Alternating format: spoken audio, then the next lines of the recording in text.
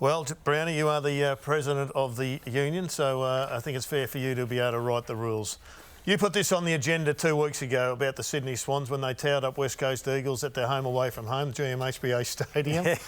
And I thought you were being kind. I thought you were a little bit over the top. But gee, they have backed you in the whole way, even to the point with under enormous scrutiny and an unbelievable uncertainty on the weekend. They found a way to win and win big. Yeah, they did. I mean, I think that's one of the big things to come out of the weekend. If you're looking at the Swans and you're looking for them to frank those big statements that I think have been made over the past 2 weeks, because they tick more boxes. So you walk away from that game more confident in their ability, because adversity, dealing with that, tick. Resilience to be able to fight your way back from a big deficit when so much had gone against you in the lead up to the game and players not being able to play. So big tick there. And the game style to be able to overcome a big gap. So they're aggressive ball use. When you're served up that uncertainty, you can go one of two ways. And clearly what they did here from a Sydney point of view, and this is what struck me the most, was John Longmire just said, "Oh no, jump on the back of me. I will passionately embrace this. This is pre-game. I suspect it's only half an hour before the bounce of the ball, and they've just found out that 3 blokes are going to play who are sitting in their hotel room about to order Uber Eats." So there's a great buzz and excitement. There's no woe is me about this. Yeah, there's challenges here, yes, but look at the excitement on these blokes' faces about the fact that 3 blokes are going to get a chance to play a game of footy. So I reckon that's the first box you tick.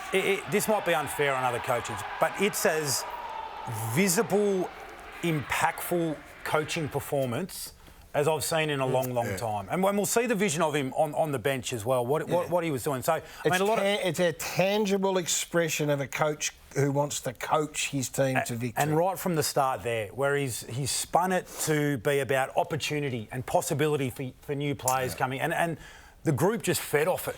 Yeah. And they didn't start well. So watch the game. And everyone's watched Johnny Longmire sit up in the box with Dean Cox next to him, copping it from...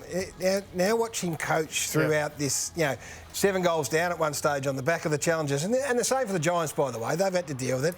But this is him coaching hard. Everyone coaches. This is him coaching hard. And look at, the getting around his group, and you'll see how big it is and how much it meant to him by the end of it. And it speaks to a club who are close and united and care for one another.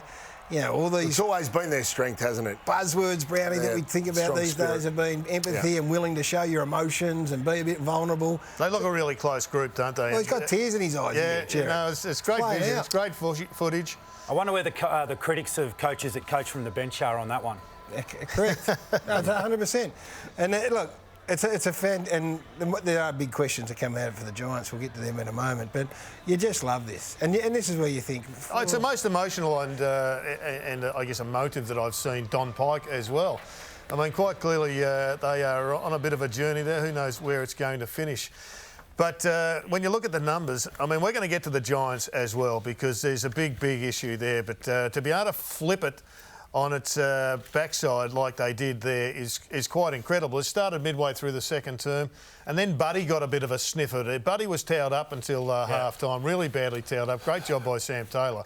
But when he got involved, and some of his kicking was superb, it turned into an amazing win. Yeah, so I thought this kick at the start of the third quarter was the most important kick of the game, and it came from Will Hayward, because Buddy hadn't sniffed it. Now, he looked up, he saw him. He didn't have any separation there, but he went out of his way to bring the superstar into the game. Yep. And he lit a fuse underneath Buddy. This was the little shot of confidence that he needed. And yes, even a bloke that's about to kick his 1000th goal, he still needs a shot of confidence when you're getting towed up by an opposition player. So I thought to be able to recognise that from Hayward, bring him into the game, and then just watch him explode from there, was super important. Which we showed last week. Buddy did the same thing to Papley. Could have kicked a goal. Papley hadn't had a touch, went out of his way to get Papley going. So you know what this does? It builds the mystique around the Sydney Swans Footy Club even. So other clubs are looking at it and go, there's something special about this group.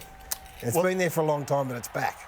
One of the things I think people will be surprised at is that for 2 generations, for 20 years, the Swans brand has been about contested ball. Well, right now, contested footy is the biggest problem they've got. That's their run home.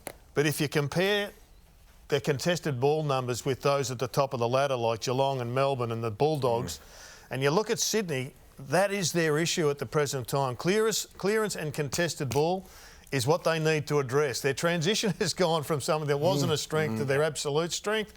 But the C&C, the clearance and the contest, needs addressing. It wasn't in the second half, though. Was it? In those numbers, they turned it around remarkably on the back of Parker, Kennedy and Hewitt. And losing Mills late, that hurts your midfield complexion and your setup and all those sorts of things.